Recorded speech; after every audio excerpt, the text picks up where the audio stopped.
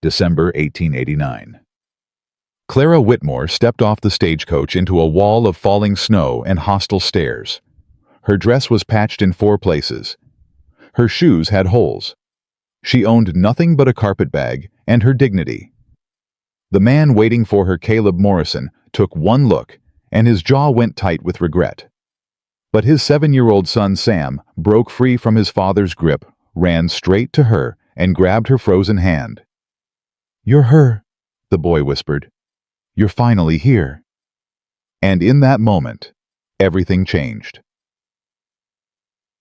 If you want to see what happens next, subscribe to our channel and follow Clara's journey to the very end. Drop a comment telling us which city you're watching from. We love seeing how far our stories travel. The stagecoach lurched to a stop, and Clara Whitmore's heart lurched with it. She pressed her palm against the frost-covered window, peering out at the small Montana town that would decide her fate. Sage Creek. Population maybe 200 souls. Her entire future reduced to a single street lined with wooden buildings and suspicious faces. "End of the line, miss." The driver's voice held no warmth. He'd barely spoken to her the entire 3-day journey from Helena, not after he'd seen her threadbare coat and worn-through shoes. She'd grown used to that look, the quick assessment, the dismissal that followed. Clara gathered her carpetbag. Inside it, one change of clothes, her mother's book of poetry, her father's lucky coin, and the letter. That letter she'd read so many times the paper had gone soft at the creases. Seeking practical woman for frontier life. Widower with young son. Must be willing to work hard. Character matters more than circumstance. Character matters more than circumstance. She'd clung to those words like a drowning woman clings to driftwood. The door swung open. Cold air hit her face like a slap. She climbed down her thin shoes, immediately soaking through in the snow. And there he was. Caleb Morrison. He stood apart from the small crowd that had gathered. Because of course a crowd had gathered, mail-order brides being the closest thing to theater in a town like this. He was tall, broad-shouldered, with a face that might have been handsome if it hadn't been carved from stone. Dark hair touched with gray at the temples. Eyes the color of winter sky and just as cold. Beside him, gripping his hand, stood a boy. 7 years old, the letter had said. Brown curls escaping from beneath a wool cap.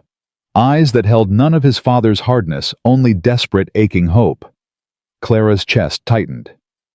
Caleb Morrison looked at her patched dress, her soaked shoes, the carpetbag that held everything she owned in this world. His expression didn't change, but something shifted behind those gray eyes. Regret. She recognized it immediately. "Mr. Morrison." She kept her voice steady. "I'm Clara Whitmore." He didn't move, didn't tip his hat, didn't offer his hand. "You're not what I expected." The words fell between them like stones. Clara lifted her chin. She'd heard worse. She'd survived worse. "And what did you expect, Mr. Morrison?" "Someone more." He stopped, searching for a word that wouldn't be cruel. "Prosperous," she supplied. "Well-fed, better dressed." His jaw tightened. "Practical," he finished. Before Clara could respond, the boy broke free from his father's grip. He ran straight to her boots, splashing through the slush, and grabbed her hand with both of his. "You're her." His voice trembled. "You're finally here. I've been waiting and waiting. Pa said you might not come, but I knew you would. I knew it." Clara's throat closed. She knelt down, heedless of the wet snow soaking through her dress, and looked into the boy's face. "You must be Samuel." "Sam." He squeezed her fingers. "Everyone calls me Sam. Are you going to be my new ma?" "Sam." Caleb's voice cut sharp. "That's enough." But Sam didn't let go. His grip tightened his small body, leaning toward her like a flower toward sun. "You're cold," he said. "You're shivering." "Pa, she's shivering. We gotta take her home." From the boardwalk came a woman's voice, sugar-coated poison. "Well, well. So this is the mail-order bride." Clara looked up. A woman in an expensive wool coat stood watching two others flanking her like lieutenants. Her smile didn't reach her eyes. "Harriet Pruitt," Caleb said flatly. "This isn't your concern." "Oh, but the welfare of this community is always my concern, Mr. Morrison." Mrs. Pruitt descended the steps, her boots barely touching the snow, before she stopped at a safe distance, as if poverty might be contagious. "We'd heard you'd sent away for a bride. We simply didn't expect this." Her gaze traveled over Clara's patches, her worn shoes, her wind-chapped face. "Goodness, did you come from a poorhouse, dear?" Clara straightened Sam's hand still clutched in hers. "I came from Boston, Mrs. Pruitt, where I spent 10 years as a governess to the children of Senator Whitfield's family." A flicker of surprise crossed the woman's face. "A governess? Then how did I end up here with nothing?" Clara met her stare without flinching. "The same way many women end up with nothing, ma'am. Through circumstances beyond my control and the cruelty of those I trusted." Mrs. Pruitt's companions exchanged glances. "Surely you had family." "I had my father until I was 20. After that I had only myself." Clara's voice didn't waver. "I don't require pity, Mrs. Pruitt. Only opportunity, which Mr. Morrison's advertisement offered." "An opportunity?" Mrs. Pruitt laughed, a delicate cutting sound. "Is that what we're calling it now? Dorothy, dear, didn't you have something to say?" A younger woman stepped forward, Mrs. Pruitt's daughter, clearly with the same calculated smile. 28 perhaps, with carefully arranged curls and a dress that cost more than Clara would earn in a year. "I simply wanted to welcome our new neighbor." Dorothy's voice dripped false sweetness. "Though I do wonder, Miss Whitmore, was it? I wonder how a Boston governess plans to survive a Montana winter. Have you ever split wood, hauled water from a frozen pump, tended livestock in a blizzard?" "No," Clara admitted. Dorothy's smile widened. "Then I'm afraid," Clara continued, "I'll simply have to learn, as I've learned everything else in my life, by doing." Caleb made a sound, not quite a laugh, not quite a grunt. Clara couldn't tell if it was approval or derision. "Pa." Sam tugged his father's coat. "Pa, she's still shivering. Can we go home now, please?" For a long moment, Caleb Morrison stood motionless. Clara saw the war behind his eyes, duty against doubt, decency against embarrassment. The whole town was watching, waiting to see what he would do. Then he stepped forward, took the carpet bag from Clara's hand, and nodded toward the wagon. "Get in, both of you." Mrs. Pruitt's smile froze. "Mr. Morrison, surely you don't intend to—" "What I intend, Mrs. Pruitt, is to get this woman out of the cold." He met her gaze without warmth. "Unless you'd like to stand here discussing it until we all freeze." He helped Sam up first, then offered Clara his hand. His grip was rough, calloused, impersonal, but he didn't let go until she was steady on the wagon seat. As he climbed up and took the reins, Clara heard Mrs. Pruitt's voice pitched just loud enough to carry. "Poor Caleb. Martha must be turning in her grave." Caleb's shoulders went rigid. But he didn't respond. He flicked the reins and the horses lurched forward. They rode in silence. Sam sat between them, pressed against Clara's side for warmth. She could feel him trembling, not from cold, she realized, but from excitement. Or fear. Perhaps both. The town fell away behind them. Open land stretched ahead, white and vast and terrifying in its emptiness. Mountains rose in the distance, their peaks lost in clouds. 3 miles, Caleb said finally. "Ranch is 3 miles out." Clara nodded. More silence. Then, "That woman, Mrs. Pruitt. She won't leave you alone." "I gathered that." "Her daughter Dorothy." Caleb's jaw worked. "She's been after me to marry her since Martha died." "I see."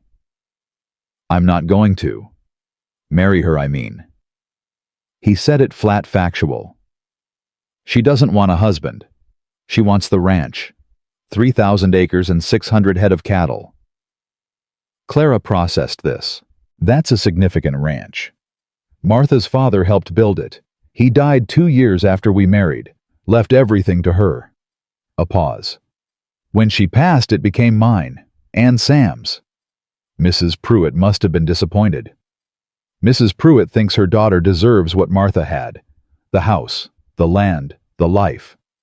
His hands tightened on the reins. She's wrong. They crested a small rise, and Clara saw at the ranch. A large cabin, solidly built, smoke rising from the chimney. A barn, several outbuildings, fenced pastures spreading toward the mountains.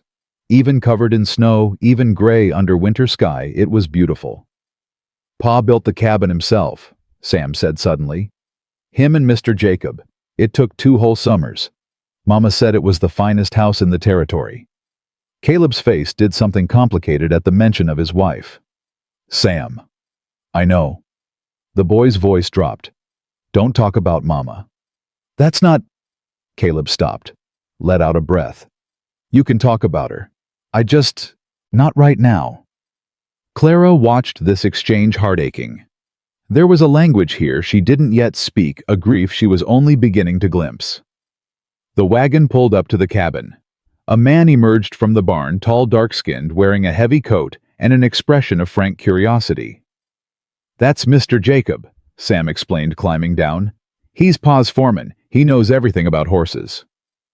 Jacob Reeves approached, tipping his hat to Clara. Ma'am? Mr. Reeves. His eyes took her in. The poor clothes, the dignified bearing, and something that might have been approval flickered across his face. Long journey. 3 days from Helena, longer than that from Boston. Boston. He nodded slowly. Long way from home. I don't have a home, Mr. Reeves. That's rather the point. Jacob glanced at Caleb, then back at Clara. Reckon you do now, ma'am, whether it feels like it yet or not. He reached for the horse's reins. I'll settle these 2. You folks get inside before this storm worsens. Storm. Clara looked up and realized the snowfall had thickened, the wind picking up. The temperature was dropping fast. Caleb opened the cabin door and gestured her inside. Warmth hit her first. Then the smell, wood-smoke, coffee, something savory cooking. Then the sight of the room itself, rough-hewn but well-made, with a large fireplace, a scrubbed wooden table, hooks by the door for coats and hats. A woman's touch lingered in small details. Gingham curtains, a crocheted blanket over the rocking chair, dried flowers in a jar on the mantel. Martha's touches. Martha's home. Clara stood frozen in the doorway, suddenly aware of the magnitude of what she'd agreed to. She wasn't just entering a house. She was entering a life, a history, a grief she had no part in creating and no right to heal. Miss Clara. Sam tugged her hand. Are you okay?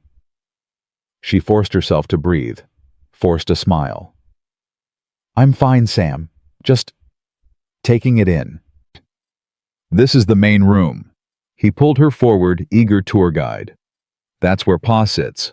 That's where Mama used to sit, but you can sit there now if you want. The kitchen's through there. Mrs. Clayton from town comes sometimes to help cook, but Pa says we don't need charity. Sam. Caleb's voice was tired. Let her catch her breath. But Pa, go feed Biscuit. He's been in the barn all morning. Sam's face fell. But I want to show Miss Clara. Later. The boy looked between his father and Clara, hope warring with obedience. Finally, he released Clara's hand and trudged toward the door. Biscuit's my dog, he said over his shoulder. You'll like him. He's real friendly. Then he was gone, and Clara was alone with Caleb Morrison. The silence stretched. Caleb moved to the fireplace, added a log, stirred the embers. When he spoke, he didn't turn around. Your room's down the hall, second door. Sam's is across from you. Mine's at the end. Thank you. There's hot water on the stove, coffee in the pot. Help yourself. That's very kind. He did turn then, and his expression stopped her. I need to be clear about something, Miss Whitmore. Clara waited. I placed that advertisement because Sam needs a woman's influence. The ranch needs a woman's hand. I can't raise a boy and run 600 head of cattle without help. He met her eyes, unflinching. I don't need a wife, not the way most men mean it. You understand? Clara understood perfectly. The arrangement would be practical, businesslike. He was offering her a roof, food security, but not himself, not his heart. Fair enough. She hadn't come here expecting love. She'd come expecting survival. I understand, Mr. Morrison. Good. He turned back to the fire. Supper's at 6. Breakfast at 5. We work hard here. Everyone works. I'm not afraid of work. We'll see. She should have been insulted. Would have been perhaps if she hadn't heard the exhaustion beneath his gruffness. This man was drowning in grief, in responsibility, in loneliness he refused to acknowledge. And his son was drowning too in a different way, starving for something Caleb couldn't give him. Clara picked up her carpet bag. Mr. Morrison, he grunted, your son is remarkable. Something shifted in his shoulders. For a moment she thought he might respond. Then, second door down the hall. Clara went. The room was small, simple, clean. A narrow bed with a patchwork quilt. A washstand with a chipped basin. A window looking out on the snow-covered yard. On the wall hung a small sampler cross-stitched in childish letters for Mama's guest.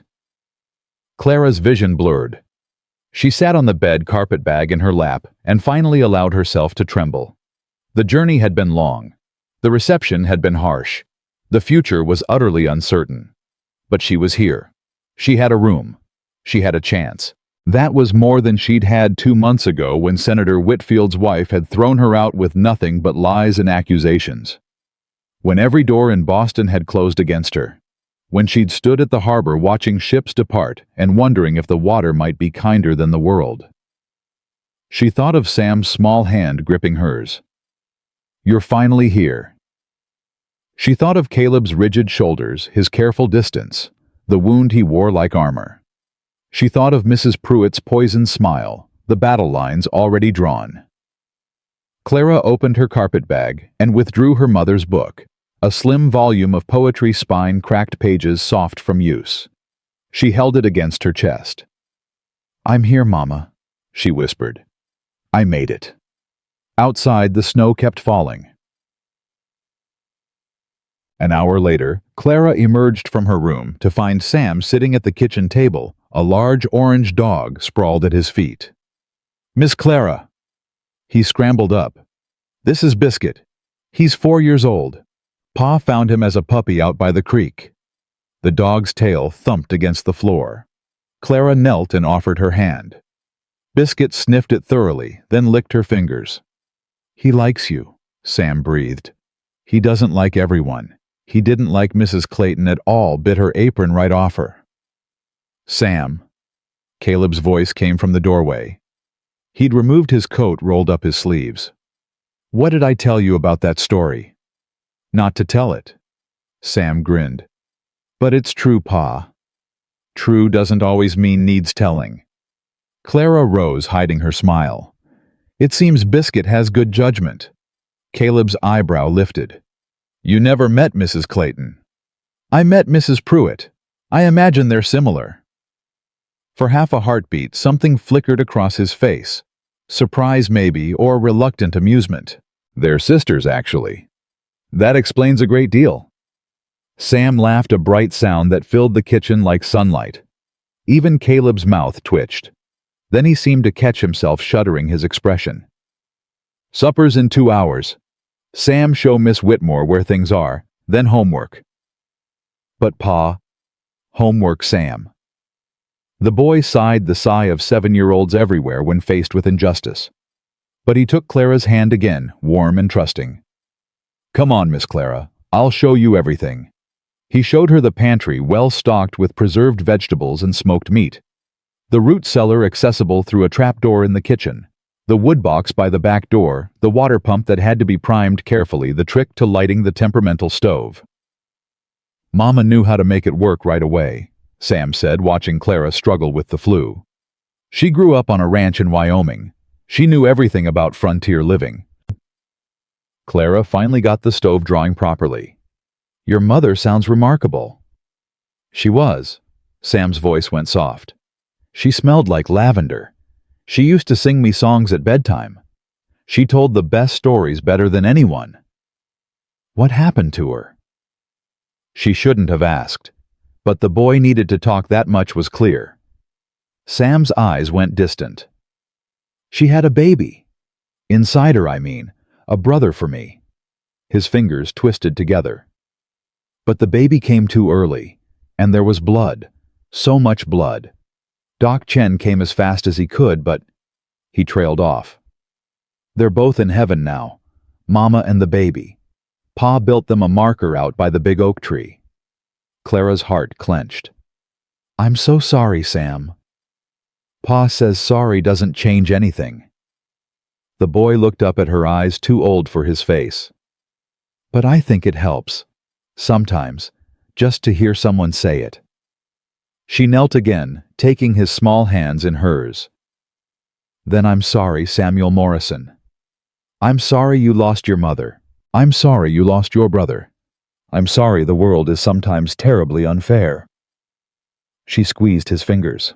And I'm grateful, very grateful that you ran to me today, when everyone else was watching and waiting to judge. Sam's lower lip trembled. I saw you from the wagon, before we stopped. You looked scared but brave at the same time, like how I feel when Pa takes me to check the cattle in the far pasture where the wolves sometimes come. I was scared, Clara admitted. I still am. You don't look it. I've had a lot of practice hiding it. Sam considered this, then solemnly. I won't tell anyone. That you're scared, I mean. It'll be our secret. Thank you, Sam. He threw his arms around her neck, a sudden fierce hug that stole her breath. I'm glad you came, he whispered. Even if Pa isn't. Even if those mean ladies aren't. I'm glad.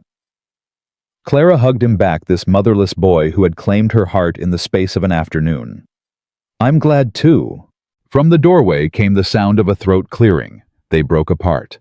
Caleb stood there, expression unreadable, a bucket of water in each hand. Pump's freezing up, he said flatly. Brought this from the well. Should last the night. Thank you, Mr. Morrison. He set the buckets down. His gaze moved from Clara to Sam and back, lingering on the tear tracks on his son's face. Sam, homework, now. Yes, Pa. The boy gathered his slate and primer from the shelf and settled at the table. Clara moved toward the stove, giving them space. I can start supper, she offered, if you tell me what needs doing. Stew's already on. Caleb nodded toward the pot she'd noticed earlier. Just needs stirring now and then. I can do that. He nodded, turned to go. Mr. Morrison. He paused. Sam told me about his mother. About how she died. Clara kept her voice low. I wanted you to know. In case it matters for how we move forward. Caleb's back was rigid. It was 3 years ago. Grief doesn't follow a calendar. He turned then, and his eyes held something raw, something dangerous. What would you know about it? I know I lost my father when I was 20. I know I lost my position, my reputation, my entire life 2 months ago. I know grief comes in waves, and some days you think you've made it to shore only to be pulled under again. She held his gaze. I know you're angry, Mr. Morrison, and I know some of that anger isn't really about me. For a long moment, he didn't speak. The fire crackled. Sam's slate pencil scratched softly at the table. Then, supper's at 6. He walked out. Supper was quiet.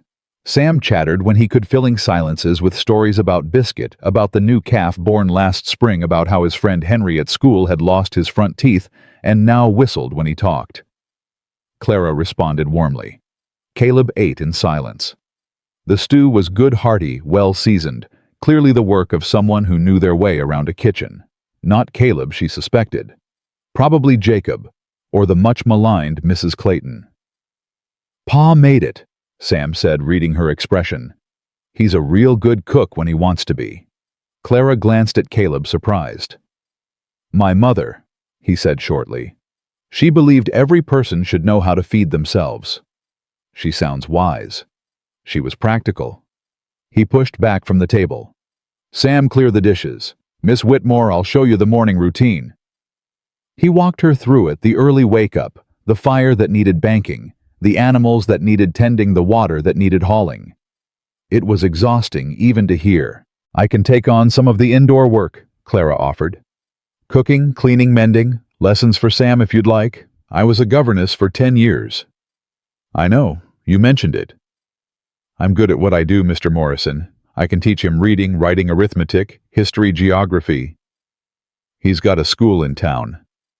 "Yes, but winters here are long, I imagine, and the ride is far." She met his eyes. "Let me be useful. That's all I'm asking." He studied her. She couldn't tell what he was thinking. "Trial basis," he said finally. "1 month. We'll see how you manage." "Fair enough." "And Miss Whitmore?" "Yes. Stop calling me Mr. Morrison. Makes me feel like my father." "A beat. Caleb will do." "Then you should call me Clara." He nodded once shortly. Then he was gone, disappeared down the hall to his room. Clara stood alone in the kitchen, the fire dying to embers, and allowed herself a small breath of hope. She had a month. 1 month to prove her worth, to make herself indispensable, to show this wounded man and his lonely boy that character really did matter more than circumstance. In the distance, a wolf howled. The wind rattled the windows. Winter had barely begun. That night, Clara dreamed of Boston. She dreamed of Senator Whitfield's hand on her arm, his breath hot against her cheek, his voice slick with false charm. She dreamed of Mrs. Whitfield's face twisted with fury, hurling accusations that weren't true, would never be true. She dreamed of packing her single bag, while the other servants watched, none willing to speak in her defense. She woke, gasping, heart pounding, the quilt tangled around her legs. Darkness. Cold. For a moment, she didn't know where she was. Then memory returned. Montana. The ranch. Caleb's guarded eyes and Sam's eager ones. She lay still, breathing slowly, letting her heart settle. A sound from the hall. Footsteps small and hesitant. Then a soft knock at her door. "Miss Clara." She was up immediately, crossing to open it. Sam stood in the hallway, barefoot, clutching a ragged stuffed horse. "Sam, what's wrong?"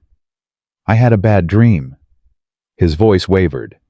"About Mama. She was calling for me, but I couldn't find her." Clara's heart broke. "Come here, sweetheart." She led him to her bed, wrapped the quilt around his shoulders, sat beside him. "When I was young," she said softly, "I used to have terrible dreams. My mother would hold me and tell me that dreams are just our minds trying to sort through all the feelings we have. Even the scary ones. They're not real, Sam. They're just echoes." "Echoes." Sam turned the word over. "Like when you shout in the canyon and it comes back." "Exactly like that. Pa says I'm too old for bad dreams." "Your father is wrong." The words slipped out before she could stop them. Sam's eyes went wide. "Don't tell him I said that," Clara added quickly. "But Sam, there's no age limit on grief, or fear, or needing comfort." The boy was quiet for a moment. Then, "Will you tell me a story? Mama used to tell me stories when I couldn't sleep." Clara thought of her mother's book of poetry, of the fairy tales her father had invented, of all the stories she'd told the Whitfield children over the years. "Once upon a time," she began, "there was a boy who lived in a kingdom of snow." She wove a tale of brave princes and loyal horses, of winter forests, and warm hearths, of a mother watching from the stars. Sam's eyes grew heavy. His head drooped against her shoulder. By the time she finished, he was asleep. Clara eased him down onto the pillow, tucked the quilt around him. She should wake him, send him back to his own room. But he looked so peaceful, so young. She curled up in the chair instead, her mother's book in her lap. That was how Caleb found them at dawn. He stopped in the doorway, coffee cup in hand, and stared. His son asleep in the mail-order bride's bed. The bride herself upright in a chair, dark circles under her eyes. "He had a nightmare," Clara said quietly. "I hope you don't. It's fine." His voice was rough. He stared at Sam for a long moment, something working behind his eyes. Then he set down the coffee cup and crossed to the bed, lifted his son gently, carried him out. When he returned, Clara was standing smoothing her rumpled dress. "Coffee's hot," Caleb said. "Breakfast in 20 minutes. There's work to do." He left without another word. But there was something different in his gaze this time, something that hadn't been there before. Clara allowed herself to hope it might be the beginning of respect. The first week tested Clara in ways she hadn't anticipated. She rose before dawn each morning, fumbling with the temperamental stove, burning her fingers on hot iron, learning through failure after failure how to coax flame from reluctant wood. Her hands soft from years of holding nothing heavier than books, and embroidery needles cracked and bled from the cold and the work. But she didn't complain. Not once. "You're doing it wrong." Caleb's voice came from behind her on the third morning. Clara was struggling with the water pump, her arms aching from the effort of priming it in the freezing cold. "I'm aware," she said through gritted teeth. "I'm also doing it anyway." He watched her for a moment. Then he stepped forward, placed his hands over hers on the pump handle. "Rhythm matters more than strength, like this." He guided her through the motion, down, up, steady and even. Water sputtered, then flowed. "Oh." Clara stared at the stream filling her bucket. "That's considerably easier. Most things are once you know the trick." He released her hands and stepped back. "Sam's waiting for breakfast." He was gone before she could thank him. But that night, she found a pair of worn leather gloves on the kitchen table. They were too big for her, clearly his, but they would protect her hands. She didn't mention them. Neither did he. The days fell into rhythm. Clara learned to bank the fire so it would last through the night. She learned which floorboards creaked and which stayed silent. She learned that Caleb took his coffee black and bitter, that Sam hated porridge, but would eat it without complaint if she added honey, that Jacob Reeves had a sweet tooth he tried to hide, and a wisdom he didn't. "You're doing well," Jacob told her one afternoon. She'd brought him coffee in the barn where he was mending tack. "Better than most would." "I'm barely keeping up." "That's more than keeping up, ma'am. That's surviving." He looked at her over his coffee cup. "This land breaks people. Breaks them hard and fast. You're still standing." "I don't have a choice." "Everyone's got a choice. You could have given up day one. Could have asked to be sent back." He set down his cup. "But you didn't." Clara thought about this. "Where would I go back to? That's what I mean." Jacob's eyes were kind. "Some people got nothing behind them and still can't move forward. You got nothing behind you and you're running towards something. That takes grit. Or desperation. Sometimes they're the same thing." Sam burst through the barn door, biscuit at his heels. "Miss Clara Pa says supper's ready. He made biscuits and everything." Clara smiled. "Then we'd better not keep him waiting." She'd been at the ranch for 10 days when the first real trouble came. It arrived in the form of Mrs. Pruitt's carriage rattling up the frozen road just past noon. Clara was hanging laundry, a battle against the cold that left her fingers numb when she heard the horses. Caleb emerged from the barn, his expression darkening. "Get inside," he said to Clara. "I can handle." "Inside, please." The please stopped her. He'd never said please to her before. She went. But she didn't go far. Just inside the door, where she could hear without being seen. "Mrs. Pruitt." Caleb's voice was flat. "What brings you out?" "Concern, Mr. Morrison. Pure Christian concern." The carriage door opened. "Dorothy dear, come say hello." "Hello, Caleb." Dorothy's voice was honey and thorns. "You're looking tired. Working too hard as always." "Ranch doesn't run itself." "It might with the right help." A pause. "Speaking of which, I don't see your guest." "Miss Whitmore is inside. Working." "Working." Mrs. Pruitt's laugh was a small, sharp thing. "How domestic. Tell me, has she managed to learn the difference between a cow and a horse yet?" "She's learning fast." "Is she?" "Because I've heard differently." The older woman's voice dropped to false sympathy. "The Miller boy saw her struggling with your pump yesterday. Nearly in tears, he said. And Mrs. Clayton mentioned the smoke pouring from your chimney last week, clearly someone who doesn't know how to manage a flue." Caleb said nothing. "Caleb." Dorothy's voice softened, intimate. "We're only thinking of you. And poor little Sam. He deserves better than some desperate woman from back east who can't even—" "Sam likes her." Silence. "He what?" "Sam. Likes. Her." Caleb's voice hardened. First time he's smiled in months. First time he's slept through the night without screaming for his mother. Children don't know what's good for them. Maybe not, but they know what feels safe. A pause. "Is there something else, Mrs. Pruitt? I've got work to do." "I came to invite you to the church social next Saturday." Mrs. Pruitt's tone shifted businesslike. "The whole town will be there. It would be good for Sam to socialize with other children." "We'll see." "And your Miss Whitmore is welcome, of course." The words dripped with insincerity. "Though I imagine she'd be more comfortable staying home. These social occasions can be overwhelming for someone not accustomed to polite society." Clara's hands curled into fists. "I'll let her decide for herself," Caleb said. "Good day, Mrs. Pruitt. Dorothy." The carriage rattled away. Clara waited until it was out of sight before stepping onto the porch. Caleb stood with his back to her shoulders tight. "I heard," she said quietly. "I figured." "You didn't have to defend me." He turned. His eyes were unreadable. "You're under my roof. That makes you my responsibility." "Is that what I am? A responsibility?" Something flickered across his face. "I didn't mean—" "It's fine." Clara wrapped her arms around herself against the cold. "You're right. I am a responsibility.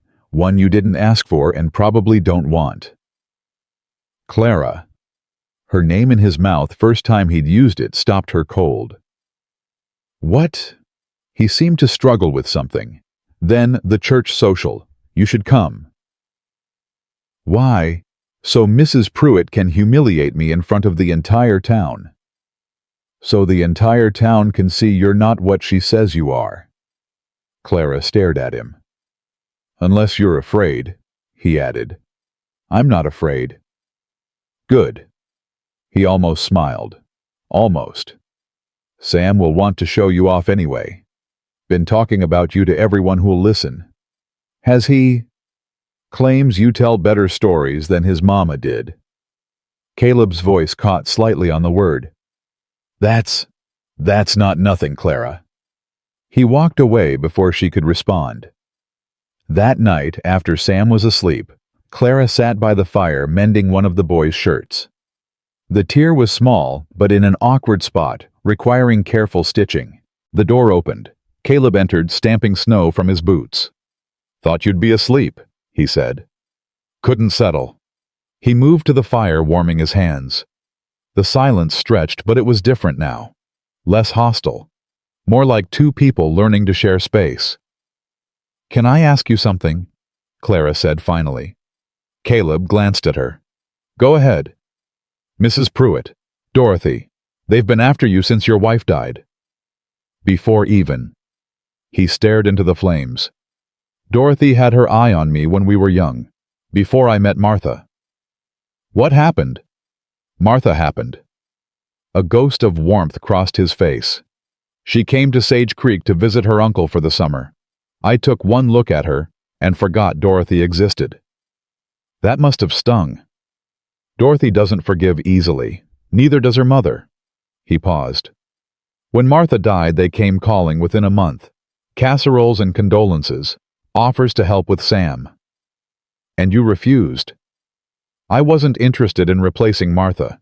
His jaw tightened. I'm still not. Clara absorbed this. Then why advertise for a mail-order bride? Because Sam was drowning. The words came out rough. Because I'd find him at Martha's grave talking to her headstone like she could answer. Because he stopped eating, stopped playing, stopped being a child. Caleb turned to face her. I couldn't give him what he needed. I still can't. But I thought maybe someone else could. And you picked me, sight unseen. Your letter was different. Different how? He reached into his pocket, pulled out a worn piece of paper. Clara recognized it instantly, her response to his advertisement written at a scarred boarding house table in St. Louis, her last dollars spent on the postage. I have nothing to offer but my word and my willingness to work, he read aloud. I do not pretend to be what I am not. If you seek a woman of means, look elsewhere. If you seek a woman of character, I humbly submit my application. Clara's cheeks flushed. That sounds rather presumptuous now. It sounds honest. He folded the letter carefully. Everyone else wrote about their cooking skills, their sewing, their family connections. You wrote about truth. Truth is all I had. Truth is more than most people have. He looked at her steadily. I almost didn't answer. Figured you for a fraud, no one's that straightforward. But you did answer. Sam found the letter, read it before I could stop him. A reluctant smile tugged at his mouth. He said anyone who talked about truth that much had to be telling it. Smart boy. Gets it from his mother. They sat in comfortable quiet. The fire crackled. Wind whispered against the windows. Caleb. Yeah. Thank you, for today, for defending me to Mrs. Pruitt. He shrugged. Like I said, you're under my roof. Still, it meant something. He nodded once, not looking at her. Then he stood, stretched, moved toward the hallway. Get some sleep, Clara.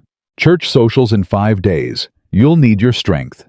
The social arrived faster than Clara expected. She spent the morning helping Sam dress in his Sunday best, a task that involved considerable negotiation about the necessity of a tie. But it chokes me, Sam protested. It does not choke you. It's barely touching your neck. It feels like choking. Sam Morrison, half the men in town will be wearing ties today. They're used to being choked. Clara bit back a laugh. Tell you what, wear it during the service and you can take it off for the social afterward. Sam considered this. Deal. Caleb appeared in the doorway, and Clara's breath caught. She'd only ever seen him in work clothes, rough shirts, worn trousers, dusty boots. Today he wore a dark suit that fit his broad shoulders perfectly. His hair was combed, his face clean-shaven.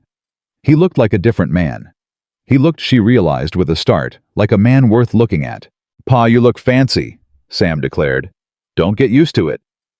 Caleb's eyes moved to Clara. You ready? She'd done her best with what she had. Her least patched dress, her hair carefully pinned, her mother's cameo brooch at her throat. She knew she didn't compare to Dorothy Pruitt's silks and satins. But she stood straight, chin lifted. Ready? The church was already full when they arrived. Heads turned. Whispers started. Clara felt the weight of 100 eyes measuring her, finding her wanting. Sam grabbed her hand and squeezed. Don't worry, he whispered.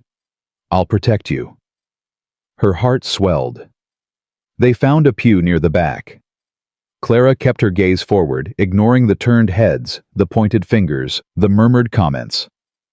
Beside her, Caleb sat rigid, his jaw tight. The service passed in a blur. Clara barely heard the Reverend's words, too aware of the attention focused on her. Then it was over, and the real trial began. The social was held in the church hall tables, laden with food clusters of townsfolk chatting, children running between adult legs. Clara stood near the wall trying to be invisible. It didn't work. "Miss Whitmore!" Mrs. Pruitt materialized, Dorothy at her side. "How brave of you to come!"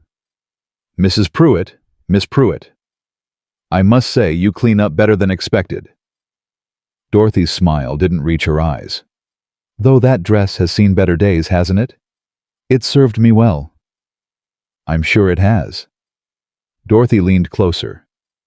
"Tell me, is it true you were dismissed from your position in Boston under a cloud of scandal?" Clara's blood went cold. "I don't know what you've heard." "Oh, I've heard a great deal. Letters have been exchanged. Questions have been asked." Dorothy's voice carried just enough to reach nearby ears. "Senator Whitfield's wife was quite forthcoming about your indiscretions. Those accusations were false." "Were they? Then why did you flee to the frontier?" Dorothy's laugh was brittle. "Innocent women don't run, Miss Whitmore." Clara's hands shook. She clasped them together, fighting for composure. "I left because I had no choice. Because when a powerful man lies and his wife believes him, a governess has no defense." "How convenient. Blame the man." Dorothy's lip curled. "That's what women like you always do." "Women like me. Women who come from nothing and try to take what isn't theirs." The words hung in the air. Nearby conversations had stopped. People were listening openly now. Clara felt the ground shifting beneath her feet. Everything she'd built in the past 2 weeks, the tentative trust, the fragile hope, crumbling under the weight of old lies. Then a voice cut through the silence. "Miss Pruitt, I believe you dropped something." Jacob Reeves stood behind them, his expression neutral. He held out a handkerchief. "I didn't. Must have fallen from your sleeve." His eyes met Dorothy's. "Happens when folks wave their hands around too much." Dorothy's face flushed. "I wasn't waving." "No, ma'am, course not." Jacob's voice stayed even. "Just looked like it from where I was standing." Another voice joined in. Dr. Henry Chen, the town's physician, stepped forward with his wife. "Miss Whitmore, I don't believe we've been properly introduced." He offered his hand. "Henry Chen. I attended Sam's mother during her final hours. Caleb speaks highly of you." Clara shook his hand, steadied by the unexpected support. "Dr. Chen, I've heard wonderful things about your practice. And this is my wife, Mei Lin." Mrs. Chen smiled warmly. "Welcome to Sage Creek, Miss Whitmore. Pay no attention to the gossips. This town is full of people who came here running from something. What matters is what you run toward." Clara's eyes stung. "Thank you." Mrs. Pruitt's expression had gone sour. "How touching. The outsiders banding together." "That's enough." Caleb's voice came from behind Clara. She hadn't heard him approach, but suddenly he was there, standing at her shoulder. Solid, protective. "Mrs. Pruitt, whatever letters you've been writing, whatever stories you've been spreading, stop. I'm simply concerned. You're simply interfering, and I won't have it." His voice carried through the hall. "Miss Whitmore is a guest in my home. She's been nothing but kind to my son and hard-working on my ranch. Her past is her own business, not yours, not anyone's." The room had gone silent. "Caleb." Mrs. Pruitt's tone sharpened. "Be reasonable. You know nothing about this woman. I know she tells the truth when lying would be easier. I know she works until her hands bleed without complaint. I know my boy smiles again because of her." His jaw tightened. "That's more than I know about most people in this room." Dorothy stepped forward. "Caleb, please. We've known each other since childhood. You can't seriously prefer this stranger over what, Dorothy? Over you." His laugh held no warmth. "You don't want me. You want the ranch. You want what Martha had, and you'll never have it. Not from me." Dorothy's face went white, then red. "How dare you?" "I dare because I'm tired." Caleb took Clara's arm. "I'm tired of pretending. I'm tired of playing nice. And I'm tired of people who measure worth by what can be bought and sold." He turned to Clara, his expression softening almost imperceptibly. We're leaving. Sam? The boy appeared at his father's side, eyes wide. Is Miss Clara okay? Miss Clara is fine. Caleb looked down at his son. We're going home. Good. Sam took Clara's other hand. I don't like it here anyway. The cookies are stale. Despite everything, Clara almost laughed. They walked out together, the wounded rancher, the motherless boy, and the mail-order bride in her patched dress, while the town watched in shocked silence.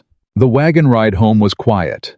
Sam fell asleep against Clara's shoulder, exhausted by the drama. Caleb drove in silence, his profile hard against the winter sky. Finally, Clara spoke. You didn't have to do that. Do what? Defend me, publicly, against people you've known your whole life. Those people aren't my friends. His voice was flat. They're vultures. Been circling since Martha died, waiting for me to fall. But now they'll talk. They were already talking. He glanced at her. At least now they're talking about something true. What do you mean? He was quiet for a long moment. Then, what I said in there. About you. It was true. All of it. Clara's heart stuttered. Caleb. I'm not good with words. Never have been. He stared straight ahead. But I know what I see. I see a woman who lost everything and kept her spine straight. I see someone who could have lied her way into an easier life but chose honesty instead. I didn't have a choice. Everyone has a choice. You said it yourself. You could have borrowed fine clothes, pretended to be something you weren't. His jaw worked. You chose truth. That means something. They rode in silence for a while longer. Then, those accusations, from Boston. Caleb's voice was careful. Were they true? No. Clara's answer was immediate. The senator, he made advances. I refused. His wife walked in at the wrong moment and believed what she wanted to believe. And no one defended you. The other servants were afraid for their positions. The family closed ranks. Her voice broke slightly. I had no proof, no allies, no way to fight back. So I ran. To a mail-order advertisement in a Montana newspaper. To a chance, any chance. She looked at him. I didn't care where I ended up. I just needed somewhere to start over. Caleb nodded slowly. For what it's worth, I believe you. 3 words. Simple. Devastating. Clara felt something crack open in her chest, something she'd been holding tight since the day she'd been thrown out of the Whitfield house. Thank you, she whispered. Don't thank me. Just... He stopped, started again. Just keep being who you are. That's enough. They pulled up to the ranch as the sun was setting. Caleb carried a sleeping Sam inside while Clara unhitched the horses. She was finishing up when Jacob appeared. Heard what happened. He leaned against the barn door. News travels fast in small towns. I imagine it does. Also heard what the boss said. About you. Jacob's eyes crinkled. Never seen him stand up to Harriet Pruitt like that. Not in all the years I've known him. He was defending himself as much as me. Maybe. But he could have stayed quiet. Could have let you take the heat and kept his peace. Jacob shook his head. He chose different. That tells you something. What does it tell me? That you matter to him. Jacob pushed off from the door, whether he knows it yet or not. He walked away into the gathering dusk. Clara stood alone in the barn horses, settling around her, and let herself feel the weight of the day. The humiliation. The defense. The unexpected kindness from strangers who knew what it meant to be judged. And Caleb's words playing over and over in her mind. Keep being who you are. That's enough. She'd spent her whole life being told she wasn't enough, not pretty enough for society, not wealthy enough for opportunity, not connected enough for protection. But here in this rough frontier place, A wounded man had looked at her and seen something worth defending. It wasn't love. She didn't fool herself about that. But it was a beginning. And beginnings, Clara had learned, were everything.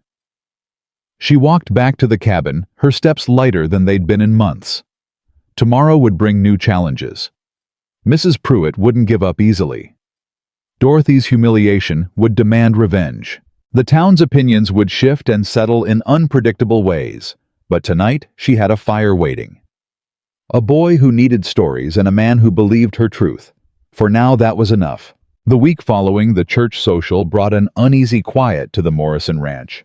Clara kept expecting retaliation, a visit from the sheriff perhaps, or another of Mrs. Pruitt's poison-tipped social calls. But nothing came. The silence felt worse than confrontation, like waiting for a thunderclap after lightning. She threw herself into work. The routine had become familiar. Now rise before dawn, stoke the fire. Prepare breakfast, tend to Sam's lessons, while Caleb and Jacob worked the cattle. Afternoons she spent mending, cleaning, organizing the pantry for the long winter ahead. Sam flourished under her attention. His reading improved daily. His nightmares came less frequently. He laughed more, talked more, reached for her hand as naturally as breathing. Miss Clara watched this. He was attempting to balance a spoon on his nose, a skill of dubious value that he'd been perfecting all morning. Impressive, Clara said, hiding her smile. Though I'm not sure when you'll need that particular talent. Pa says every skill comes in handy eventually. Does he now? He also says I shouldn't do it at the table, but you're not as strict as him. I heard that. Caleb's voice came from the doorway. He'd been out checking the fence line and brought the cold in with him stamping snow from his boots. Sam quickly pocketed the spoon. Heard what? Don't play innocent with me, boy. But Caleb's tone held warmth. He crossed to the stove, poured himself coffee. Weather's turning. Gonna be a bad one. Clara looked up. How bad? Bad enough that we need to move the cattle to the lower pasture today. If they get caught in the high ground during a blizzard. He shook his head. Can't afford to lose any more head this year. What can I do? Caleb hesitated. He'd been doing that more lately, pausing before dismissing her offers, actually considering them. Keep the fires going. Make sure there's hot food when we get back. Could be late. I can do more than cook, Caleb. I know you can. His eyes met hers. But this is dangerous work. Cattle spook easy in weather like this. One wrong move and... He stopped. Just stay here, please. That word again. Please. He used it so rarely that each instance felt significant. All right? He nodded, set down his cup. Sam, you're staying too. No arguments. But Pa, no arguments. Sam's face fell, but he knew better than to push. Caleb ruffled his hair, pulled on his heavy coat, and headed for the door. Caleb. He turned. Clara struggled for words. Something felt wrong, a weight in her chest, a premonition she couldn't name. Be careful. He studied her for a long moment, then so softly she almost missed it. I will. The door closed behind him. The morning crept by. Clara tried to focus on Sam's lessons, but her attention kept drifting to the window, watching the sky darken. The wind picked up around noon, rattling the windows, sending drafts snaking under the doors. Miss Clara. Sam looked up from his arithmetic. Are you worried about Pa? A little. He's done this lots of times. Him and Mr. Jacob know what they're doing. I'm sure they do. But the wind kept howling, and the sky kept darkening, and the weight in Clara's chest kept growing. By late afternoon, the full force of the blizzard had arrived.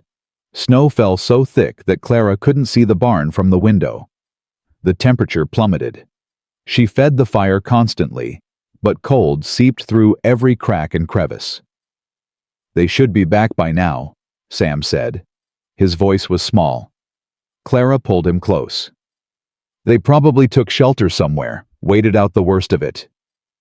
You think so? I think your father is the smartest rancher in Montana. He wouldn't take unnecessary risks. Sam nodded, but his eyes stayed fixed on the door. An hour passed. 2. The fire crackled. The wind screamed. Sam fell into an uneasy sleep on the sofa. Biscuit curled at his feet. Clara couldn't rest. She paced, checked the window, paced again. Something was wrong.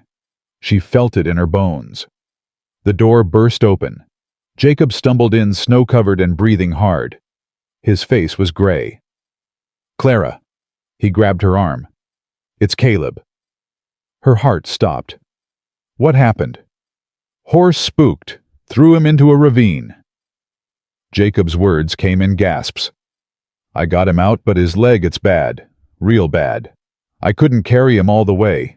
Had to leave him in the line shack." "The line shack? How far?" "Half-mile, maybe. But in this storm, I'll go." "Clara, you can't. You'll never find it. You'll freeze to death before you get 100 yards. "Then show me the way." "I can barely stand. That cold—" Jacob swayed. She saw now how badly he was shaking, how his lips had gone blue. "I need to warm up, or I'm done for." Clara's mind raced. Sam was asleep. Jacob was in no condition to go back out. And Caleb was alone in a shack, injured in the worst blizzard of the season. "Tell me exactly where it is. Every landmark. Every turn. Clara, tell me." Something in her voice stopped his protests. He described the route, the fence line, to follow the old oak tree marking the turn, the creek bed that led to the shack. Clara memorized every word. "There's supplies there," Jacob said. "Blankets, dry wood. If he can keep warm, he will." Clara was already pulling on her coat, wrapping a scarf around her face. "Watch Sam. Don't tell him anything until I'm back." "Clara, this is suicide." She paused at the door. "No. Suicide is staying here, while a good man freezes to death half a mile away." She stepped into the storm. The cold hit her like a physical blow. Within seconds, she couldn't feel her face. The snow was blinding, the wind so strong she had to lean into it just to stay upright. But she moved forward. One step, then another. Follow the fence line, Jacob had said. Don't lose the fence. She found it with her outstretched hand, the rough wood barely visible through the white. She gripped it and walked, counting steps, forcing herself to keep moving, when every instinct screamed to turn back. The oak tree appeared like a ghost, massive, ancient, its bare branches reaching toward her like skeletal fingers. "Turn here. Follow the creek bed." The creek was frozen over a ribbon of ice, barely distinguishable from the surrounding snow. Clara stepped onto it carefully, feeling her way forward, praying the ice would hold. Time lost meaning. There was only the cold, the snow, the endless white. Her legs stopped feeling like her own. Her thoughts grew sluggish, dreamlike. Keep moving. Keep moving. Caleb needs you. Sam needs you. Keep moving. And then a shape in the snow. Angular, man-made. The line shack. Clara stumbled toward it, fell against the door, fumbled with the latch. It gave way and she collapsed inside. Dark. Cold, but not as cold as outside. She could hear breathing, labored, pained. "Caleb." A groan from the corner. Clara crawled toward the sound, her frozen hands finding him in the darkness. He was curled on the floor, his leg twisted at an angle that made her stomach lurch. "Clara." His voice was weak, confused. "What? How?" "Don't talk. I'm going to start a fire." Her hands were shaking so badly she could barely grip the matches. The first 3 broke. The 4th finally caught, and she coaxed a flame from the dry kindling Jacob had mentioned. Light flickered, grew, and warmth began to seep into the tiny space. By the fire's glow, she could see the damage.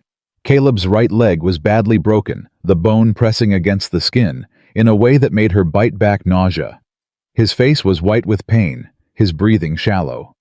"You shouldn't have come." His eyes found hers. "You'll die out here. So will you without help." She found blankets, wrapped them around him. "I'm not losing another person I care about, Caleb Morrison. So you're going to stay alive. That's an order." He laughed, a broken sound that turned into a cough. "Yes, ma'am." She worked through the night. The fire needed constant tending, too small, and they'd freeze too large, and they'd run through the wood supply before dawn. She kept Caleb talking, asking him questions about the ranch, about Sam, about Martha. Anything to keep him conscious. "How did you meet her?" Clara asked. "Your wife. Told you. She came to visit her uncle." "You told me you saw her and forgot Dorothy existed. You didn't tell me how." Caleb's eyes closed. For a moment she thought he'd lost consciousness. Then, "She was arguing with Mr. Patterson at the general store. He'd shortchanged her uncle on a feed order. She was half his size and twice as fierce." "What did you do?" "Nothing. Just watched. Never seen anyone stand up to Patterson like that." A ghost of a smile. "She won too. Made him apologize in front of the whole store." "Sounds like a remarkable woman." "She was." His voice went soft.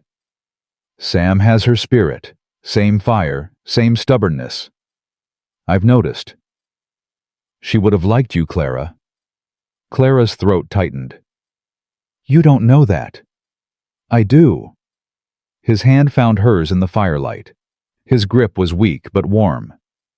"She always said she could spot truth-tellers at 50 paces. Something about the eyes." "My eyes?" "You don't look away when things get hard. You face them straight on." He squeezed her fingers. "Martha did that too." Clara didn't know what to say. The storm howled outside. Inside, the fire crackled softly. "I'm scared, Clara." The admission shocked her. This man who never showed weakness, never asked for help, never admitted vulnerability, scared. Of what? Dying here. Leaving Sam alone. "You're not going to die." "My leg." "Will heal. Dr. Chen will set it properly. You'll limp for a while, maybe forever, but you'll live." "You don't know that." "No," she admitted, "but I believe it. And right now, belief is all we have." He was quiet for a long moment. Then, "Will you stay after this? Whatever happens?" "Caleb." "I know I haven't been." He struggled for words. "I've kept you at arm's length. Treated you like an employee instead of—" He stopped. "Instead of what?" His eyes met hers. In the firelight, they looked almost warm. "I don't know how to do this, Clara. Don't know how to let someone in again. Martha's death broke something in me. Something I thought couldn't be fixed. Maybe it can't be fixed. Maybe it just heals different, scarred but whole." "Is that what you believe?" "It's what I hope." The wind gusted, sending a shower of sparks up the chimney. Clara added another log to the fire. "When I was at the Whitfield house," she said slowly, "I thought my life was set. I'd be a governess forever. Maybe eventually become a companion to some elderly woman. Die alone in a boarding house somewhere, having never really lived." "That doesn't sound like you." "It was all I thought I deserved." She poked at the fire. "Then everything fell apart, and I discovered something surprising." "What?" "That the worst thing that ever happened to me was also the best, because it forced me to find out who I really was. Not the governess, not the respectable employee, not the woman who never caused trouble." She met his eyes. The woman who could walk through a blizzard to save someone she cared about. Caleb stared at her. In his expression, she saw something shift, some wall coming down, some door opening. "Clara." "Yes. When we get out of here." He winced as pain shot through his leg. "Damn. When we get out of here, I want to start over. Do this right." "Do what right?" "Us. Whatever this is. I want—" He gripped her hand tighter. "I want to court you. Properly. Like you deserve." Clara's heart stuttered. "Caleb, you're in pain. You're not thinking clearly." "I'm thinking clearer than I have in years." His voice was fierce, despite its weakness. "Nearly dying does that to a man. Strips away all the nonsense, leaves only what matters. And what matters? Sam, the ranch, and you." He held her gaze. "You matter, Clara. I've been too stubborn and too scared to say it, but you matter, more than I ever expected." Tears blurred her vision. She blinked them back. Ask me again when you're not half frozen with a broken leg. If you still mean it, then... I'll still mean it. Then we'll talk. He nodded exhausted, and his eyes finally closed. His breathing evened out, still pained but steadier. Clara sat beside him, watching the fire, listening to the storm, and felt something she hadn't felt in longer than she could remember. Hope. Dawn came gray and cold, but the storm had passed. Clara woke to sunlight filtering through cracks in the line shack walls. Caleb was still sleeping, his face less pale than the night before. The fire had died to embers. She stepped outside into a world transformed. Snow lay thick and pristine, covering everything. In the distance, she could just make out the ranch buildings. Within the hour, she heard voices. Jacob leading a search party. Dr. Chen on horseback. Sam running ahead of them, all his small figure dark against the white. Miss Clara. Miss Clara. She caught him as he launched himself at her, his arms wrapping tight around her waist. You're okay. Pa's okay. You're both okay. We're both okay, she confirmed, holding him close. Dr. Chen took charge of Caleb. The leg was badly broken, but clean, no bone through skin, no sign of infection. He'd need surgery to set it properly, weeks of recovery, months before he'd walk without a crutch. But he'll walk, Clara asked. He'll walk, thanks to you. Dr. Chen looked at her with newfound respect.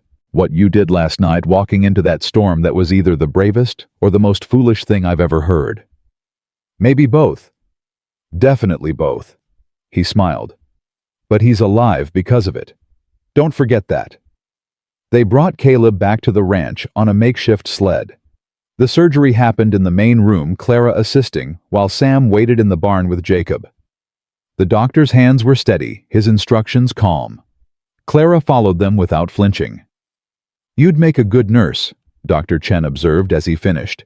I'd make a terrible nurse. I hate the sight of blood. Could have fooled me.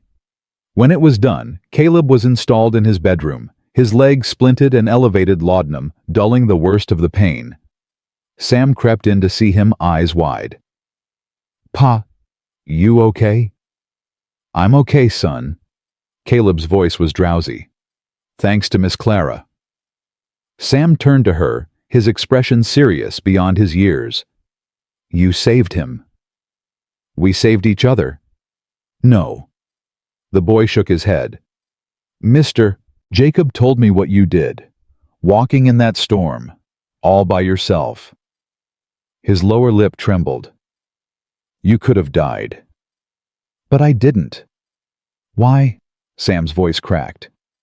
Why would you risk dying for us? We're not even your family. Clara knelt to his level, taking his small hands in hers. Sam, listen to me. Family isn't just about blood.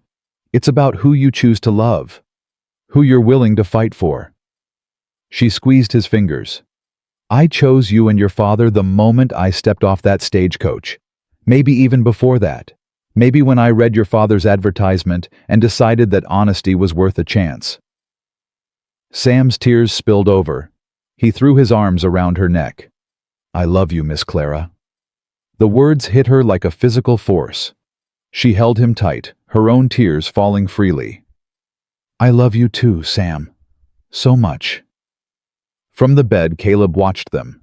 His eyes glistened in the lamplight.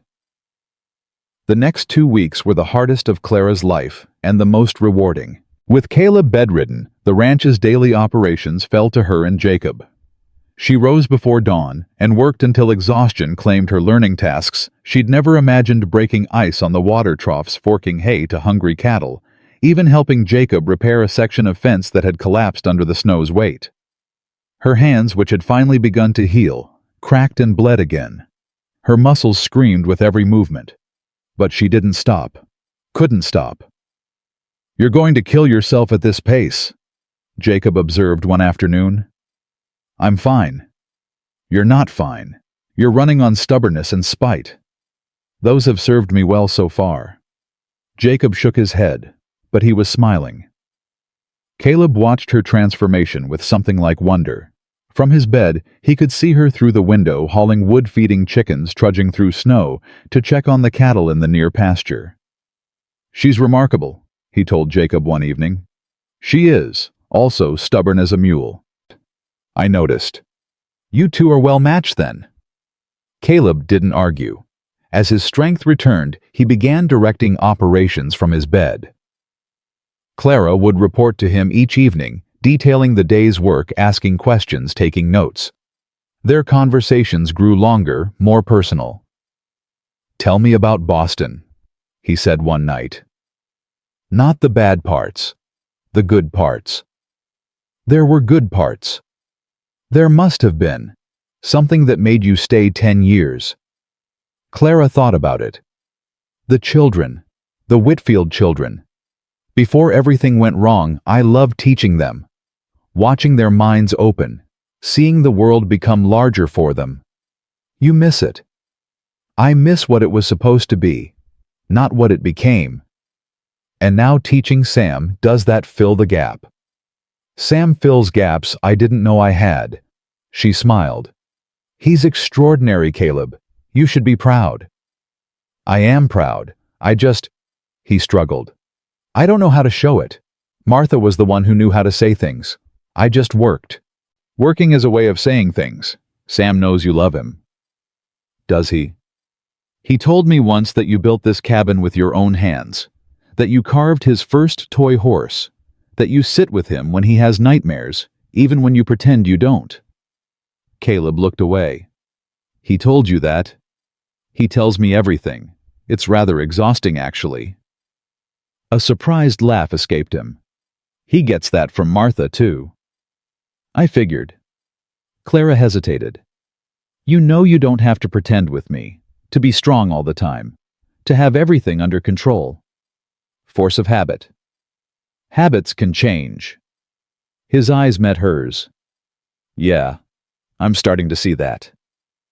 3 weeks after the accident, Mrs. Pruitt came to call. Clara was alone in the kitchen when she heard the carriage.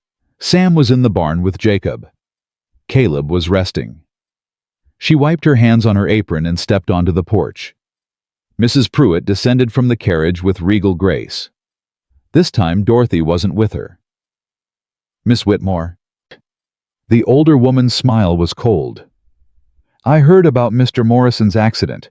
I've brought a basket. That's kind of you. May I come in? Every instinct told Clara to refuse, but Caleb would hear about it if she turned away a neighbor offering condolences. The town would talk. More ammunition for Mrs. Pruitt's campaign. Of course. She led the woman inside, offered her a seat by the fire.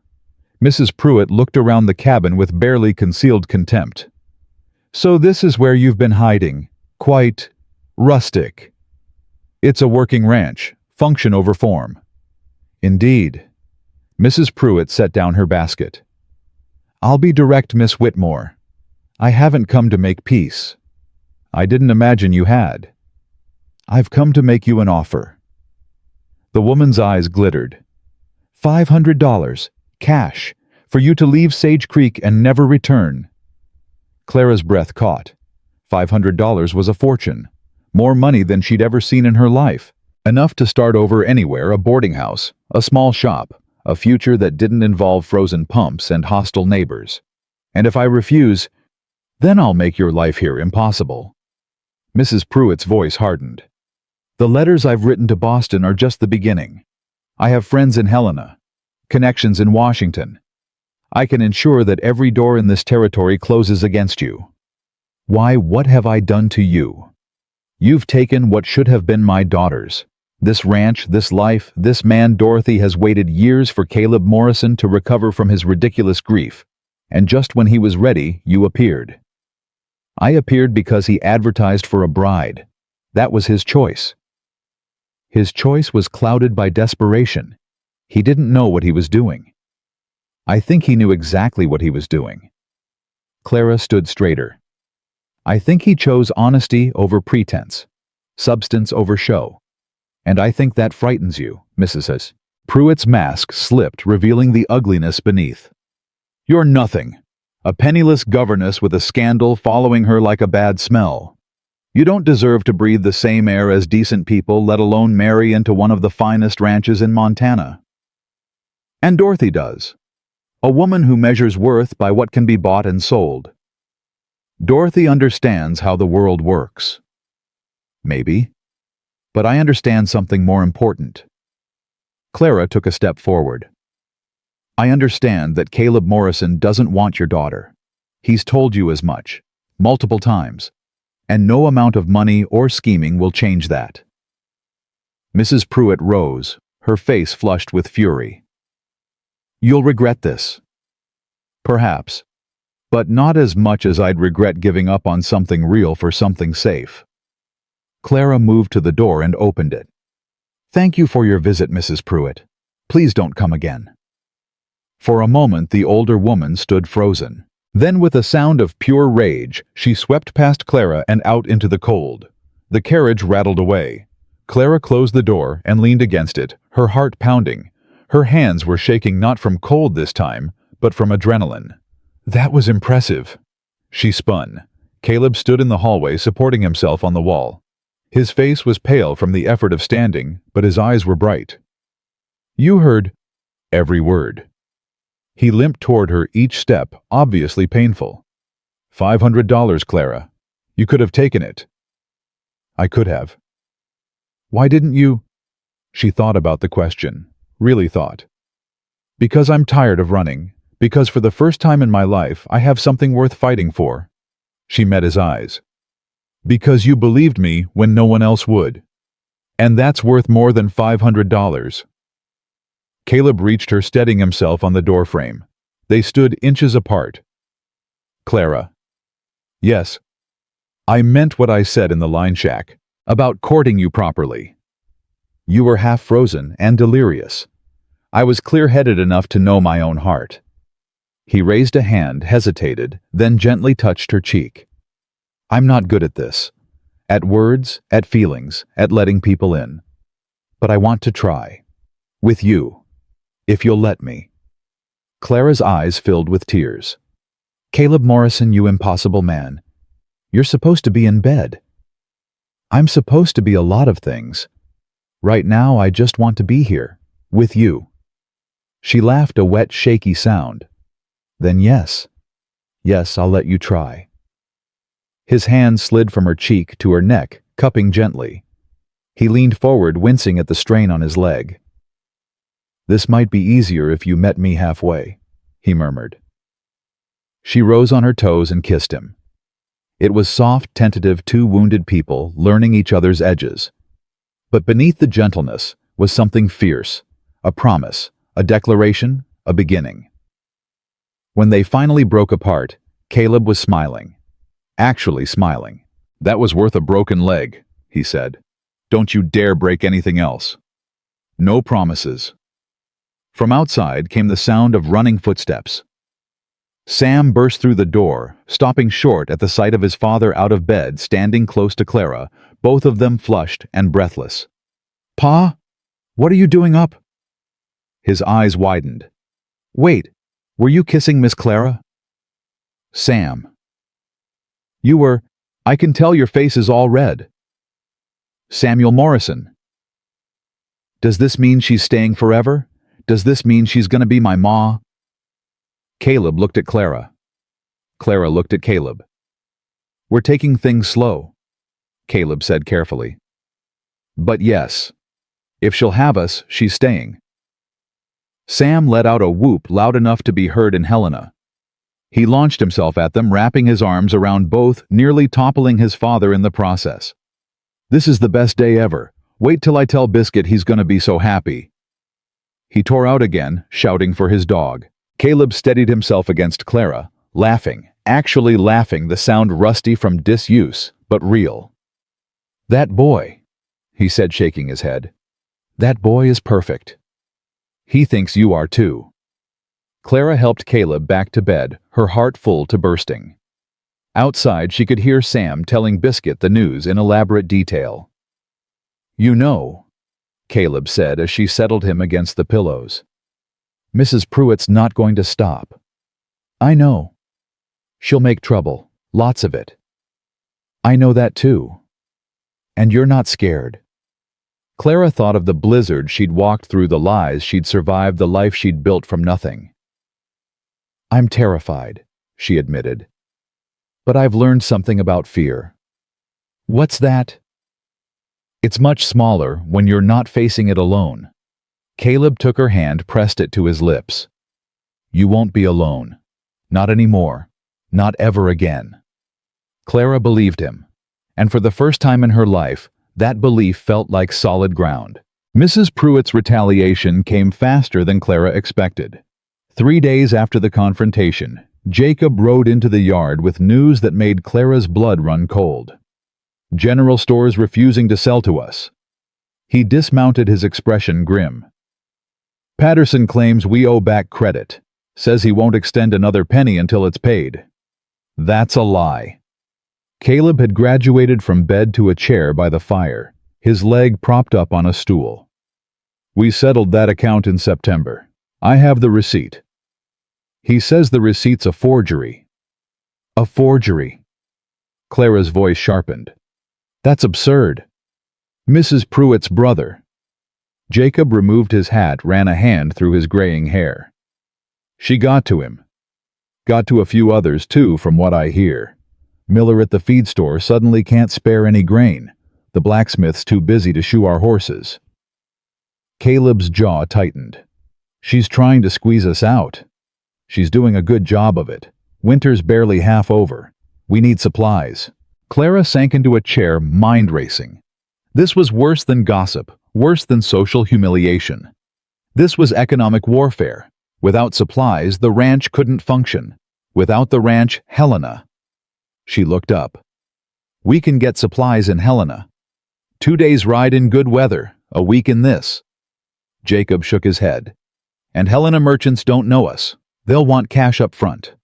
Then we pay cash. Clara. Caleb started. We have money, don't we?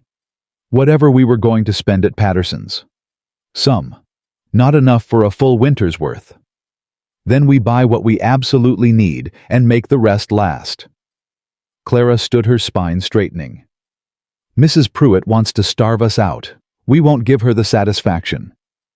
Jacob and Caleb exchanged glances. She's got fire, Jacob observed. Tell me something I don't know. Clara spent that evening taking inventory. The pantry was better stocked than she'd feared. Her weeks of careful management had stretched their supplies further than expected. But gaps remained. Flour would run out in a month, coffee in 2 weeks. Medical supplies were dangerously low. We can do without coffee, she told Caleb. The flour's more pressing. Can't do without coffee. I'll lose my mind.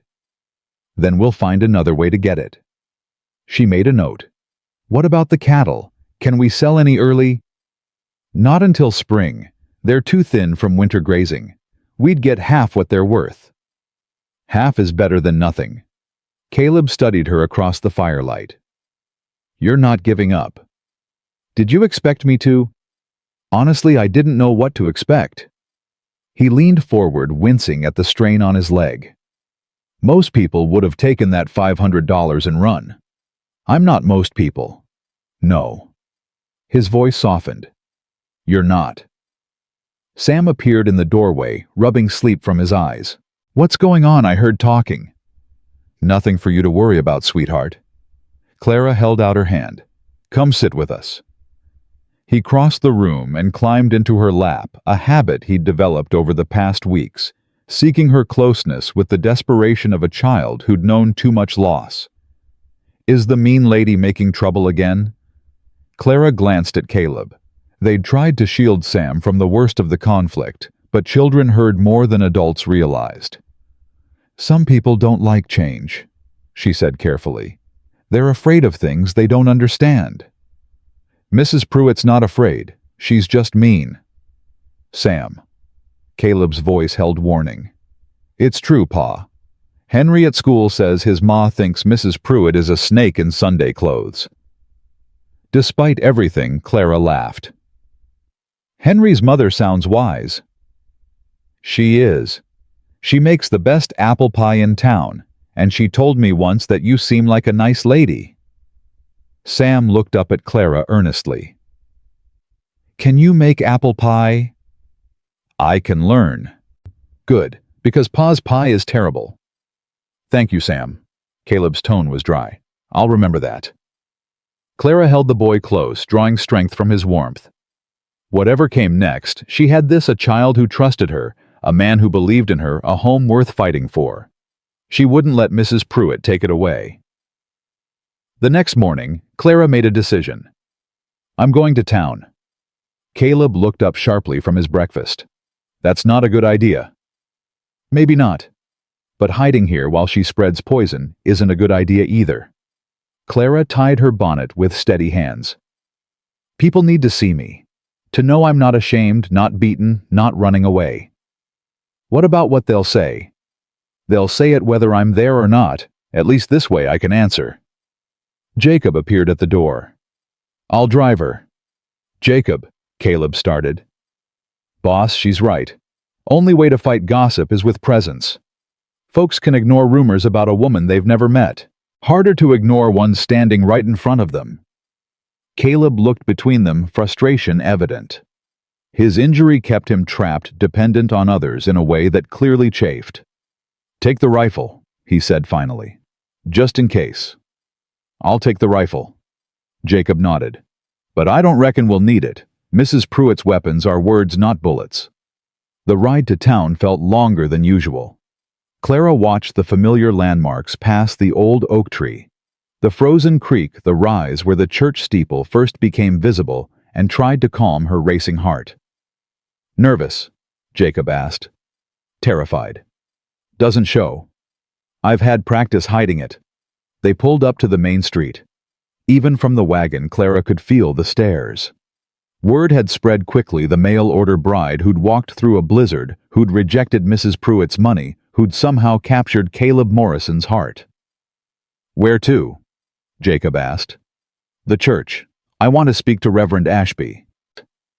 The Reverend was in his office sorting through papers. He looked up as Clara entered, and his face broke into a warm smile. "Miss Whitmore, I heard about your heroics in the storm. Quite remarkable." "I did what anyone would have done." "We both know that's not true." He gestured to a chair. "Sit, please. I suspect you didn't come just to make small talk." Clara sat, hands folded in her lap. "I need help, Reverend. Mrs. Pruitt has turned the merchants against us. We can't buy supplies in town." "I heard about that too." The Reverend's expression sobered. "Harriet Pruitt is a formidable woman. When she decides to destroy someone, she's usually successful." "Usually. But not always." "Not always." He leaned back. "What would you have me do?" "Talk to people. You have influence. If the church speaks on our behalf, the church can't take sides in personal disputes." Clara's heart sank. Even when one side is clearly in the wrong. Especially then. Harriet Pruitt has been a generous donor to this congregation. Half the pews were paid for with Pruitt money. The Reverend's voice was gentle but firm. "If I publicly oppose her, I risk splitting the community. And a divided community helps no one. So she wins, because she has money. She has money and connections and decades of social capital. You have—" He stopped. "Nothing. I have nothing." "No." The Reverend leaned forward. "You have something she doesn't. You have the truth. You have a story of survival and courage that people admire whether they admit it or not. You have a little boy who loves you and a good man who chose you. None of that pays for flour. No, but it pays for something more valuable." He stood, moved to the window. "There are people in this town who are tired of Harriet Pruitt's tyranny, who've been hurt by her, shunned by her, made to feel small by her. They stay quiet because they're afraid. But fear can be overcome by example." "What are you saying?" "I'm saying that if you stand firm, others might find the courage to stand with you." He turned to face her. "I can't officially support you, Miss Whitmore, but unofficially, very unofficially, I can let certain people know that the church would not look unfavorably on those who offer you assistance." Clara's breath caught. "You'd do that. I became a minister to serve God and help people. Harriet Pruitt believes she is people. I've never agreed with that assessment." For the first time in days, Clara felt hope. "Thank you, Reverend. I won't forget this." "Don't thank me yet. What I can do is limited. The rest is up to you." Clara stepped out of the church into the gray afternoon. Jacob waited with the wagon, but before she could reach him, a voice called out, "Miss Whitmore." She turned. A woman approached, middle-aged, plainly dressed, her face weathered by frontier life. Clara recognized her from church. Mrs. Thompson, the blacksmith's wife. "Mrs. Thompson, I heard you were in town." The woman glanced around nervously. "I can't talk long. Harriet's got eyes everywhere." "What is it?" "My husband won't shoe your horses because he's scared of losing business." "But—" She pressed something into Clara's hand. A folded paper. "My cousin runs a smithy in Miller's Creek, 12 miles east. Tell him Sarah sent you. He'll help." Clara stared at the paper. "Why are you doing this?" "Because you walked through a blizzard to save a man's life. Because my daughter has nightmares, and nobody ever sits with her the way you sit with that Morrison boy." Mrs. Thompson's eyes glistened. "Because some of us remember what it's like to come to this territory with nothing. To be judged for what we don't have instead of who we are." "Mrs. Thompson, don't say my name. Don't tell anyone I talk to you." She was already backing away. "Just survive, Miss Whitmore. Show us all it can be done." She hurried off before Clara could respond. Clara looked down at the paper in her hand. A name, a direction, a lifeline. One ally. It wasn't much, but it was something. The weeks that followed became a careful dance of survival and resistance. Clara made the trip to Miller's Creek with Jacob returning with their horses newly shod and a promise of future service. Word spread quietly, the Morrison Ranch wasn't completely isolated after all. More small kindnesses followed. Dr. Chen brought medical supplies on a routine house call and refused payment. Mei-Lin Chen appeared one morning with a basket of flour, claiming she'd ordered too much by mistake. The Miller boy started leaving vegetables on their fence post, running away before anyone could thank him. "Seems you've got more friends than Mrs. Pruitt expected," Jacob observed. "Not friends, not yet." Clara sorted through the latest anonymous delivery: dried beans, salt, a precious tin of coffee. Just people who are tired of being told who to hate. Sometimes that's how friendship starts. Caleb's recovery progressed slowly. By the 5th week, he could move around the cabin with a crutch. By the 6th, he could make it to the porch. Each small victory was celebrated by Sam, who'd appointed himself his father's personal nurse. "Pa, you're supposed to rest." "I'm resting." "You're standing. That's not resting." "Sam." "Miss Clara, tell him." Clara looked up from her mending. "Your son has a point. The doctor said 6 weeks of bed rest." "The doctor also said I might never walk again." "I'm walking." Caleb leaned against the porch rail, stubborn as ever. "I'm not going to heal by lying in bed feeling useless." "You're not useless." "I can't ride, can't work cattle, can't protect my own family." The frustration in his voice was raw. "What good am I?" Clara set down her needle and crossed to him. "You're good because you're here, because Sam needs his father, because I need—" She stopped. "What do you need?" "Someone to share the worry with." She stood beside him, looking out at the snow-covered land. "It's hard, Caleb. Harder than I expected. Managing the ranch, fighting Mrs. Pruitt, trying to keep Sam's spirits up. Some nights I feel like I'm holding everything together with my bare hands, and they're bleeding, and I don't know how much longer I can hold on." "Clara." He reached for her, his hand finding hers. "Why didn't you tell me?" "Because you had enough to worry about. Your leg, your recovery. You're not supposed to carry this alone. That's not how this works. How does it work then? Because I've never done this before. I don't know the rules. There are no rules. He pulled her closer, awkward with the crutch, but determined. There's just us figuring it out together. You don't have to be strong every minute. You don't have to pretend everything's fine when it isn't.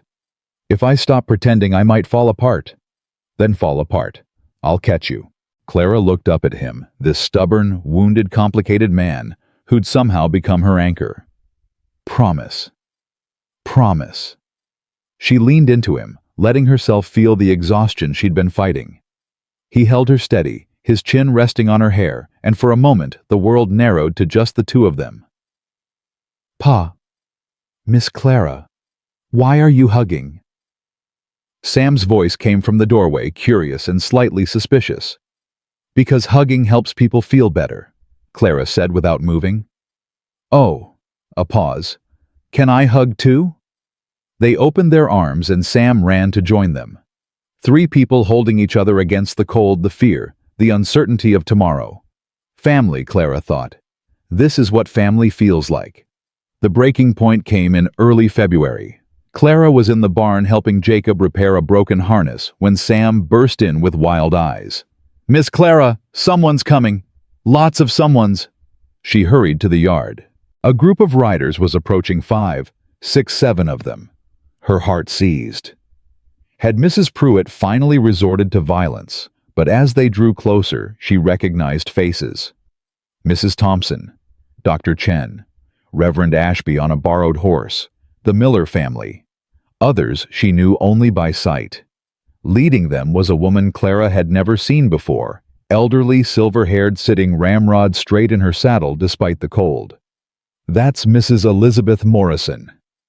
Jacob appeared beside Clara, voice low. Caleb's grandmother. I thought she was in Denver. Grandmother. She ran this ranch for 30 years after her husband died. Toughest woman in Montana. Jacob let out a breath.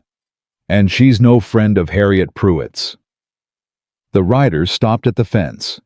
The old woman dismounted with surprising agility for her age, walked straight to Clara, and studied her with sharp blue eyes. So you're the girl who walked through a blizzard? Yes, ma'am. And refused Harriet's money? Yes, ma'am. And have been running my grandson's ranch while he recovers from his own foolishness. I've been doing my best, ma'am. The old woman circled Clara slowly, examining her like a horse at auction.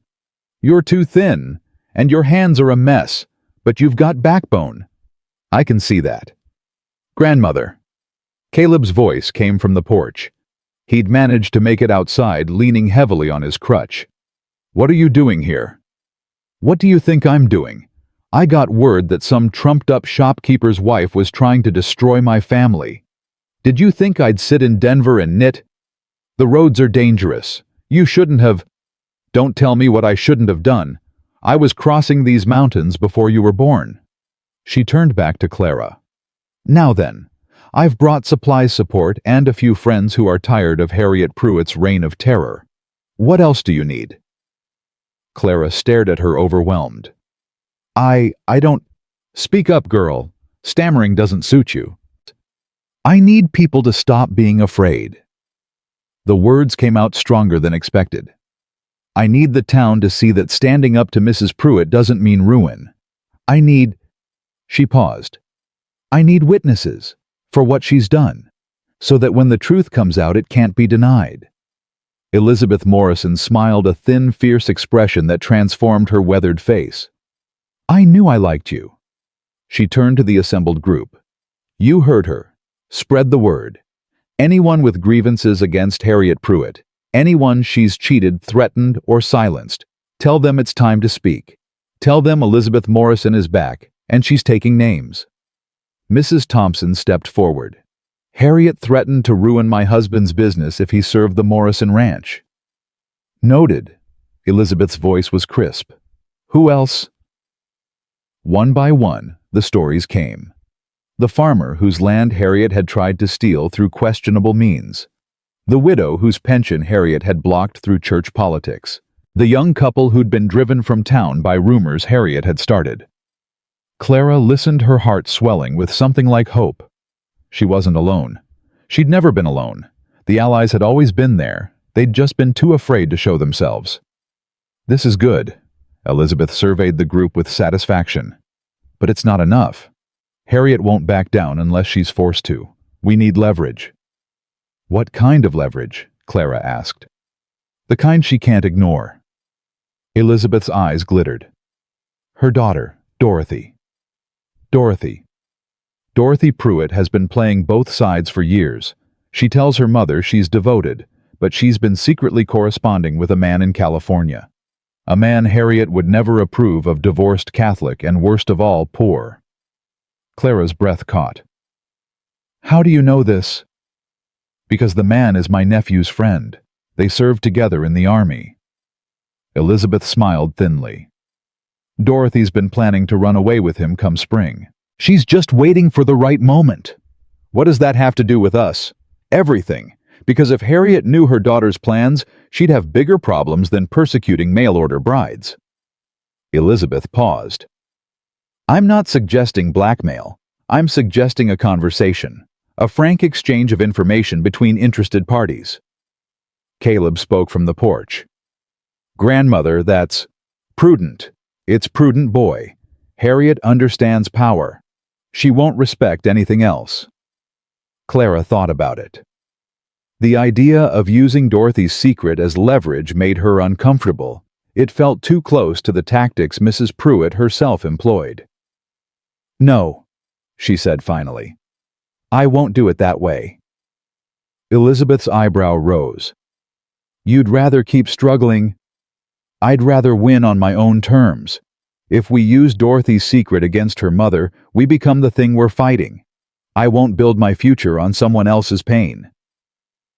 The old woman studied her for a long moment, then slowly she nodded.